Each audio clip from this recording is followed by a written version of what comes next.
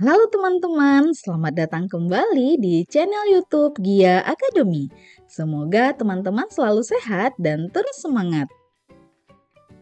Teman-teman mungkin pernah melihat telur dan kecebong katak berenang di selokan.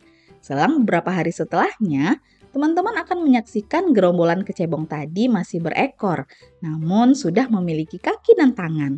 Kemudian berkembang menjadi katak muda hingga dewasa. Perubahan pada tubuh katak ini merupakan tahapan dari proses pertumbuhan dan perkembangan. Nah, sama halnya dengan tumbuhan, hewan dan manusia juga mengalami pertumbuhan dan perkembangan. Jika di video sebelumnya kita sudah belajar mengenai pertumbuhan dan perkembangan pada tumbuhan, kira-kira bagaimana ya proses pertumbuhan dan perkembangan pada hewan dan manusia? Kita akan mempelajarinya secara lengkap di video kali ini. Jadi di video ini kita akan belajar tentang pertumbuhan dan perkembangan hewan dan manusia. Simak terus videonya ya. Nah teman-teman, pertumbuhan dan perkembangan hewan dan manusia berbeda dengan tumbuhan. Pertumbuhan dan perkembangan tumbuhan terjadi hanya di daerah meristem saja, sedangkan pertumbuhan dan perkembangan hewan dan manusia terjadi di seluruh bagian tubuhnya. Pada pertumbuhan dan perkembangan hewan dan manusia, zigot yang dihasilkan dari fertilisasi mempunyai kemampuan untuk terus tumbuh dan berkembang. Pertumbuhan berlangsung seiring dengan bertambahnya jumlah sel hasil dari pembelahan mitosis, sedangkan perkembangan ditandai dengan terjadinya spesialisasi dan diferensiasi sel-sel atau jaringan-jaringan tubuh. Diferensiasi akan menghasilkan organ-organ akan membentuk sistem organ yang pada akhirnya akan membentuk satu individu utuh. Ada dua fase dalam pertumbuhan dan perkembangan hewan dan manusia. Fase pertama adalah fase embrionik yang dimulai dari terbentuknya zigot sampai berkembang menjadi embrio. Fase kedua adalah fase pasca embrionik yang merupakan pertumbuhan dan perkembangan setelah terbentuknya embrio. Pertama, kita bahas fase embrionik. Fase embrionik meliputi beberapa tahap, yaitu tahap pembelahan, blastula, gastrula, dan organogenesis. Pada tahap pembelahan, zigot membelah secara mitosis dari satu sel menjadi dua sel menjadi 4 sel membelah lagi menjadi 8 sel, dan seterusnya membentuk kumpulan sel menyerupai buah anggur yang disebut morula. Berikutnya tahapan blastula. Tahapan ini merupakan lanjutan dari tahapan pembelahan. Setelah terbentuk morula pada tahap pembelahan, sel-sel pada morula kemudian melekuk dan menggulung sehingga terbentuk suatu rongga yang disebut blastosol. Bentuk embrio pada tahap ini disebut blastula dan proses terbentuknya blastula disebut blastulasi. Pada tahap blastula, zigot memiliki dua kutub yang berbeda yaitu kutub animal dan kutub vegetal. Kutub animal memiliki sel-sel yang berukuran kecil kemudian berkembang menjadi anak. Sel-selnya membelah lebih cepat dibandingkan dengan sel-sel kutub vegetal. Sedangkan kutub vegetal memiliki sel-sel yang besar, berfungsi untuk memberikan makanan pada calon anak. Sel-selnya membelah lebih lambat dibandingkan sel-sel pada kutub animal. Selanjutnya, tahapan gastrula. Pada tahap ini, terjadi pembelahan yang cepat pada kutub animal. Kemudian hasil pembelahannya bermigrasi membentuk dua lapisan jaringan embrionik yaitu sebelah luar membentuk lapisan ektoderm dan sebelah dalam membentuk lapisan endoderm. Perkembangan selanjutnya, di antara ektoderm dan endoderm akan terbentuk satu lapisan tengah yang disebut mesoderm. Jadi, setelah embrio sempurna, dindingnya tersusun dari 3 lapisan, yaitu ektoderm, lapisan luar, mesoderm, tengah, dan endoderm, lapisan dalam. Berdasarkan lapisan tubuhnya, hewan dapat dikelompokkan menjadi dua, yaitu hewan diploblastik dan hewan triploblastik. Hewan diploblastik adalah hewan yang tubuhnya tersusun atas dua lapisan lembaga, yaitu ektoderm dan endoderm. Contohnya hewan-hewan pada filum Porifera dan Coelenterata. Hewan triploblastik merupakan hewan yang tersusun atas 3 lapisan lembaga, yaitu ektoderm, mesoderm, dan endoderm. Contohnya filum Platyhelminthes, Nemathelminthes, Annelida, Arthropoda, Mollusca, Echinodermata, dan Chordata. Tahapan berikutnya adalah tahap organogenesis. Pada tahap ini, 3 lapisan jaringan embrional akan berubah menjadi organ-organ. Organ-organ tersebut adalah lapisan ektoderm akan berkembang menjadi epidermis kulit dan derivatnya, sistem saraf, sistem indera, medula adrenal, gigi, dan rahang. Lapisan mesoderm akan membentuk sistem gerak, rangka, dan otot, sistem peredaran darah dan limfatik, sistem ekskresi, dan alat reproduksi. Sedangkan lapisan endoderm akan berkembang menjadi sistem pencernaan, sistem respirasi, kelenjar timus, kelenjar tiroid, dan paratiroid. Dengan terbentuknya organ-organ tersebut akan terbentuk embrio yang lengkap dan utuh. Selanjutnya, akan terjadi penyempurnaan embrio menjadi fetus yang siap untuk dilahirkan. Kedua, fase pasca embrionik. Pertumbuhan dan perkembangan pasca embrionik pada hewan merupakan pertumbuhan dan perkembangan yang terjadi setelah embrio. Fase ini dimulai saat hewan lahir atau menetas. Selama fase ini, beberapa hewan ada yang mengalami regenerasi, metamorfosis, dan metagenesis dalam pertumbuhan dan perkembangannya. Pertama, regenerasi. Regenerasi merupakan kemampuan hewan untuk memperbaiki sel, jaringan, atau bagian-bagian tubuh yang rusak. Hewan mampu beregenerasi karena memiliki sel-sel cadangan yang tidak mengalami diferensiasi. Umumnya, proses regenerasi yang paling efektif terjadi pada masa embrio. Setelah mencapai masa dewasa, kemampuan regenerasi terbatas hanya pada sel atau jaringan tertentu saja. Namun, ada beberapa hewan yang masih memiliki kemampuan regenerasi tinggi saat dewasa, misalnya hidra, cacing pipih, cacing tanah, bintang laut, dan cicak. Berikutnya, metamorfosis. Metamorfosis merupakan perubahan bentuk pada hewan secara bertahap mulai dari telur sampai imago atau dewasa. Metamorfosis dibedakan menjadi 2 macam, yaitu metamorfosis tidak sempurna dan metamorfosis sempurna. Metamorfosis tidak sempurna adalah perubahan bentuk pada hewan yang pertumbuhan dan perkembangannya melalui tahap telur, nimfa hewan muda, dan imago hewan dewasa. Pada metamorfosis ini, nimfa merupakan hewan muda yang mirip dengan hewan dewasa, tetapi berukuran lebih kecil dengan perbandingan tubuh yang berbeda. Contoh metamorfosis tidak sempurna terjadi pada belalang, kecoa, dan capung. Sedangkan metamorfosis sempurna merupakan perubahan bentuk pada hewan yang pertumbuhan dan perkembangannya secara umum mengalami 4 tahap, yaitu tahap telur, larva, kepompong atau pupa, dan imago hewan dewasa. Hewan yang mengalami metamorfosis ini mempunyai bentuk yang berbeda saat muda, larva, dan saat dewasa, imago. Contohnya pada kupu-kupu, katak, dan nyamuk. Ketiga, metagenesis. Metagenesis merupakan pergiliran keturunan dari generasi gametofit ke generasi sporofit atau sebaliknya. Hewan yang mengalami metagenesis akan mengalami 2 fase kehidupan, yaitu fase kehidupan yang bereproduksi secara seksual dan secara aseksual. Contohnya Obelia dan Aurelia. Metagenesis Obelia. Pada siklus hidupnya, tubuh Obelia berbentuk polip dan medusa. Pada fase polip, Obelia hidup berkoloni dan terikat pada suatu tempat.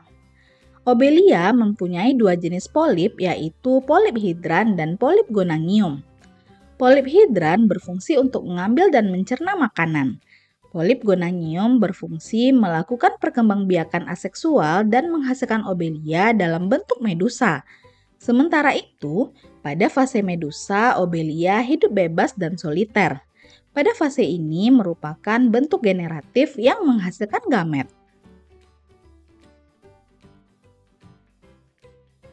Metagenesis Aurelia. Sama halnya dengan obelia, Aurelia juga mengalami pergiliran keturunan. Aurelia mempunyai alat kelamin yang terpisah pada individu jantan dan betina. Pembuahan ovum oleh sperma terjadi secara internal di dalam tubuh individu betina. Hasil pembuahan yang berupa zigot akan berkembang menjadi larva bersilia atau planula. Planula akan berenang dan menempel pada tempat yang sesuai. Setelah menempel, silia dilepaskan dan planula akan tumbuh menjadi polip muda atau skifistoma. Skifistoma membentuk tunas-tunas lateral sehingga Aurelia tampak seperti tumpukan piring yang disebut strobila. Kuncup dewasa paling atas akan berkembang menjadi medusa muda atau evira. Selanjutnya, evira berkembang menjadi medusa dewasa atau Aurelia dewasa. Nah, teman-teman, pada manusia, pertumbuhan dan perkembangannya selama fase embrionik berlangsung dalam uterus selama kurang lebih 9 bulan 10 hari. Proses ini disebut juga dengan proses gestasi atau kehamilan. Selama proses ini, embrio tumbuh dan berkembang menjadi janin. Setelah masa gestasi berakhir, janin akan dilahirkan. Setelah janin lahir ke dunia, manusia mengalami pertumbuhan dan perkembangan pada fase pasca embrionik. Secara umum, pertumbuhan dan perkembangan manusia dibagi menjadi beberapa masa, yaitu masa balita, anak-anak, remaja, dewasa, dan lanjut usia. Pertama, masa balita 0-5 tahun. Masa ini merupakan masa awal pertumbuhan dan perkembangan manusia setelah dilahirkan. Ciri-ciri pada masa balita yaitu kemampuan fisik berkembang pesat, anggota tubuh berkembang menjadi besar dan kuat. Kemampuan motorik mulai berkembang dimulai dari tengkurap, merangkak, berjalan, dan berlari. Kemampuan komunikasi meningkat, seperti tertawa, melafalkan kata, berteriak, dan berkomunikasi dengan orang lain di sekitarnya. Kemandirian mulai terbentuk, seperti mengambil makanan tanpa bantuan, mandi, dan memakai pakaian sendiri. Kedua, masa kanak-kanak 6-10 tahun. Masa kanak-kanak disebut juga sebagai golden age karena pada masa ini pertumbuhan dan perkembangan anak terjadi dengan pesat. Masa kanak-kanak ditandai dengan ciri-ciri berikut. Mampu merekam dalam ingatan berbagai peristiwa yang terjadi di sekitarnya, mulai menyesuaikan diri dengan lingkungan sekitar, memiliki rasa ingin tahu yang besar, mulai mengenal hal-hal yang baik dan buruk. Berikutnya, masa remaja 11-18 tahun. Pada masa remaja, manusia mengalami masa pubertas yaitu perubahan menjadi dewasa dengan perubahan fisik, hormonal, dan psikis. Ciri-ciri masa remaja atau pubertas yaitu perubahan emosional secara cepat pada awal masa remaja atau masa storm and stress akibat dari perubahan hormonal dalam tubuhnya. Perubahan yang cepat secara fisik, misalnya perubahan sistem pencernaan, perubahan tinggi badan dan berat badan, serta mulai berfungsinya organ-organ reproduksi. Perubahan dalam hal interaksi dengan orang lain, pada masa ini mulai tertarik untuk bergaul dengan lawan jenis. Bersikap ambivalen atau peragu dalam menghadapi perubahan yang terjadi. Emosi yang masih labil dan tergesa-gesa dalam mengambil keputusan. Suka mencari perhatian dari orang-orang di sekitarnya. Memiliki sikap imitating, senang meniru figur atau tokoh yang dikagumi. Pada masa remaja, perubahan fisik dan psikologis yang terjadi pada wanita dan pria mengalami perbedaan. Wanita relatif lebih cepat mengalami masa puber daripada pria. Wanita mengalami masa puber pada usia 10-15 tahun, sedangkan pria pada usia 11-16 tahun. Perubahan fisik yang terjadi pada masa remaja ini dipengaruhi oleh hormon-hormon reproduksi. Perubahan fisik tersebut meliputi ciri-ciri kelamin primer dan sekunder. Berikut ini perbedaan perubahan fisik pada wanita dan pria. Wanita mengalami menstruasi, pria mengalami mimpi basah. Suara wanita menjadi lebih lembut, suara pria menjadi berat. Pada wanita dan pria, tumbuh rambut di atas kelamin dan ketiak. Kulit wanita menjadi lebih halus, kulit pria lebih kencang dan ototnya mulai membesar. Payudara wanita tumbuh membesar, sedangkan dada pria makin lebar dan bidang. Pada wanita tidak tumbuh jakun, sedangkan pria jakunnya membesar. Pinggul wanita melebar dan lapisan lemaknya bertambah. Pada pria tumbuh kumis dan jambang. Selanjutnya, masa dewasa 19-50 tahun. Masa dewasa ditandai dengan kematangan individu dalam proses pertumbuhan fisik dan emosi. Ciri-ciri masa dewasa yaitu perkembangan otot dan otak telah mencapai puncaknya, telah matang secara emosional, mempunyai rasa tanggung jawab dan mampu mengambil keputusan. Organ reproduksi telah tumbuh dan berkembang dengan sempurna. Keadaan fisik relatif stabil. Terakhir, masa lanjut usia 50 tahun ke atas. Masa lanjut usia merupakan masa non-produktif. Secara fisik, sel-sel tubuh mengalami degenerasi sehingga membuat manusia tampak tua. Ciri-ciri masa lanjut usia yaitu terjadi penurunan fungsi organ tubuh, gerakan menjadi lambat karena persendian kaku dan tulang keropos osteoporosis. Daya tahan tubuh menurun. Pada wanita mengalami menopause, yaitu berhentinya haid karena organ reproduksi tidak mampu menghasilkan ovum yang matang. Nah, teman-teman, itulah keseluruhan tahapan pertumbuhan dan perkembangan pada hewan dan manusia. Proses dan hasil pertumbuhan dan perkembangan hewan dan manusia tersebut juga dipengaruhi oleh beberapa faktor, baik dari dalam tubuh maupun dari luar tubuhnya. Faktor-faktor tersebut dibagi menjadi dua, yaitu faktor internal dan eksternal. Faktor internal terdiri dari gen dan hormon. Pertama, gen. Gen merupakan substansi atau materi genetik yang diturunkan dari induk kepada keturunannya. Gen memengaruhi ciri dan sifat makhluk hidup, misalnya bentuk tubuh, tinggi badan, warna kulit, warna rambut, dan bentuk telinga. Hewan atau manusia yang memiliki gen tumbuh yang baik akan mengalami pertumbuhan dan perkembangan optimal sesuai periode pertumbuhan dan perkembangannya. Kedua, hormon.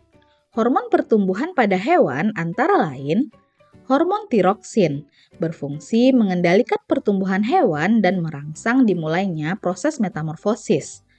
Hormon somatomedin untuk merangsang pertumbuhan tulang. Hormon ekdison dan juvenil memengaruhi perkembangan fase larva dan fase dewasa, khususnya pada hewan invertebrata. Sedangkan hormon pertumbuhan pada manusia yaitu hormon tiroksin, berfungsi memengaruhi proses metabolisme, pertumbuhan fisik, menurunkan kadar kalsium dalam darah, dan memengaruhi perkembangan mental. Hormon somatotropin, growth hormone, berfungsi merangsang sintesis protein dan metabolisme lemak serta merangsang pertumbuhan tulang dan otot. Hormon testosteron, mengatur perkembangan organ reproduksi dan merangsang munculnya tanda-tanda kelamin sekunder pada pria. Hormon estrogen, mengatur perkembangan organ reproduksi dan merangsang munculnya tanda-tanda kelamin sekunder pada wanita. Hormon progesteron, membantu penebalan dan perbaikan dinding uterus pada wanita. Hormon-hormon pertumbuhan ini hanya berfungsi selama masa pertumbuhan. Apabila masa pertumbuhan berakhir, maka hormon-hormon tersebut tidak berfungsi lagi. Selanjutnya, faktor eksternal. Faktor eksternal yang memengaruhi pertumbuhan dan perkembangan hewan dan manusia adalah pertama, nutrisi. Nutrisi merupakan sumber energi yang digunakan untuk beraktivitas bagi hewan dan manusia. Kualitas dan kuantitas nutrisi atau makanan sangat memengaruhi pertumbuhan dan perkembangan hewan serta manusia. Nutrisi yang dibutuhkan oleh hewan dan manusia antara lain karbohidrat, lemak, protein, vitamin, dan mineral. Kedua, air. Air merupakan tempat berlangsungnya reaksi-reaksi kimia di dalam tubuh. Dalam tubuh hewan dan manusia tersusun atas 70% air. Oleh karena itu, kebutuhan air harus terus terpenuhi setiap waktu. Dalam sehari, tubuh kita membutuhkan kurang lebih 2,5 liter air untuk mengganti cairan yang hilang. Berikutnya, cahaya matahari. Salah satu manfaat cahaya matahari bagi hewan dan manusia yaitu mengaktifkan provitamin D pada kulit menjadi vitamin D. Vitamin D berperan dalam proses pembentukan tulang. Selanjutnya, oksigen. Manusia dan hewan memerlukan oksigen untuk melakukan respirasi.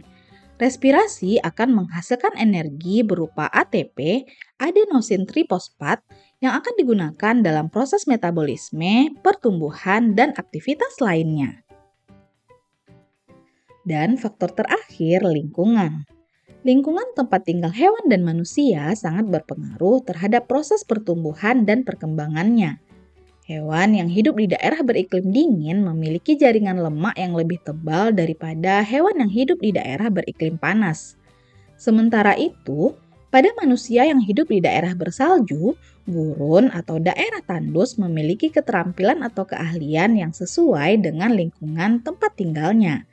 Jadi, faktor lingkungan juga dapat memunculkan kemampuan adaptasi makhluk hidup terhadap lingkungan. Nah, teman-teman, itulah pembahasan kita tentang pertumbuhan dan perkembangan pada hewan dan manusia. Prosesnya terdiri dari dua fase, yaitu fase embrionik dan pasca embrionik. Kita juga telah belajar faktor-faktor yang memengaruhi pertumbuhan dan perkembangan hewan dan manusia. Terdiri dari faktor internal berupa gen dan hormon, sedangkan faktor eksternal berupa nutrisi, air, cahaya, oksigen, dan lingkungan. Teman-teman bisa memahaminya ya? Oke teman-teman, tuntas sudah pembahasan kita tentang pertumbuhan dan perkembangan makhluk hidup yaitu tumbuhan, hewan, dan manusia. Jangan lupa tonton terus video-video terbaru di channel kita ya. Sampai jumpa!